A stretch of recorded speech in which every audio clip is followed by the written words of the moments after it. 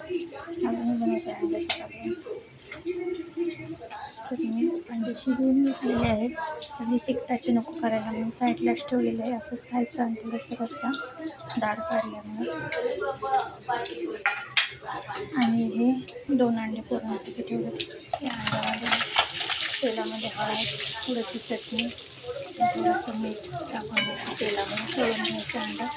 इकडे वड्या शिजायला ठेवलेले आहेत कोथिंबीरीचे. दर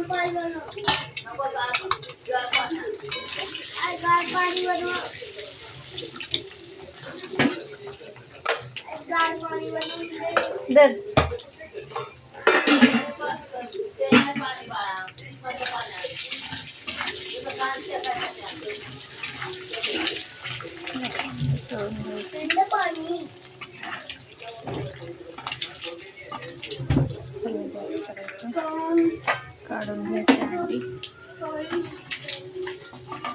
अंड्याला काप केलेलं आहे मी.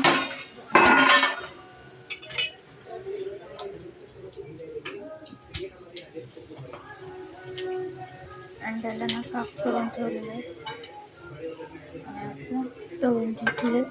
2-3 अंडे आम्ही काढले. पडतं तिथं ते काढताच येत नाही. इथं भांड्यात पण बसत नाही, भांडा मोठा असल्यामुळे. तर ते अंडे तळून काढले.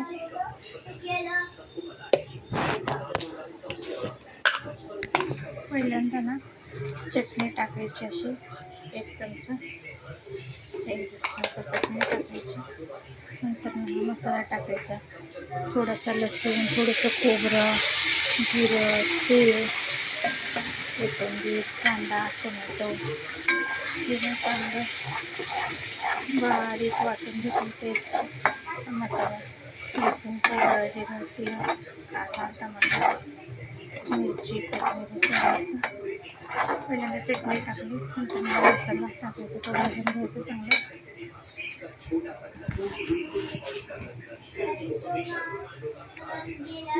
चांगलं भाजून घ्यायचं आहे मसाला. तिकडे मी कोथिंबीर केलेली, कोथिंबीरीची वडी. तर कोथिंबीर नीट करून घ्यायची, धुवून घ्यायची, चिरून घ्यायची बारीक. आणि त्याच्यामध्ये बेसन पीठ टाकायचं, हळद टाकायची. नंतर मसाला, लसूण, खोबरं, जिरं, तीळ, तो वाटलेला मसाला असतो ना, ते टाकायचं. नंतर सफेद तीळ वगैरे टाकायचं. कोथिंबीर चिरलेली घ्यायची, त्याच्यामध्ये बेसन टाकायचं, त्याच्यामध्ये हळद, थोडीशी चटणी, मीठ, हळद, चटणी, मीठ. नंतर मग तो वाटलेला मसाला, मिरची, खोबरं वगैरे, मिरची, खोबरं, जिरं, तीळ, लसूण, हे सगळं वाटलेलं ते टाकायचं. ते एकदम मिक्स करायचं, मीठ वगैरे टाकून मिक्स करायचं. आणि कुकरमध्ये पाणी गरम करायला ठेवायचं. त्याच्यामध्ये चाळणीला तेल लावायचं, असं लांब कलम असं पीठ म्हणून लांब कलम असं शिजायला ठेवायचं. तर मी अशा प्रकारे बेसन आणि कोथिंबीरीची वडी बनवलेली आहे. धन्यवाद.